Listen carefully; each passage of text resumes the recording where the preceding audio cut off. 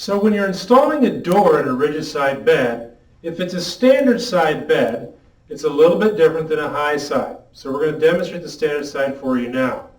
You're going to go back to your drill with your 9/16 inch socket, and you're going to loosen the corner bolts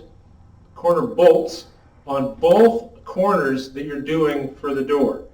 You're going to loosen them to where you have at least a 3/8 to a 1/2 inch gap between the door, between the side rail and the corner post on both sides. So when I push this back, I have room so I can pass the pegs past the wood.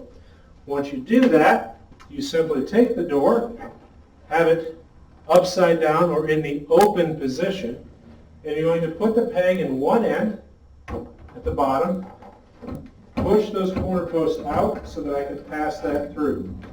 Just that simple. And then I simply go back and I tighten up those corner post bolts, and I'm done.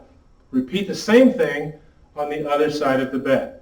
That will conclude step 3 on the assembly for a standard side Beds by George bed.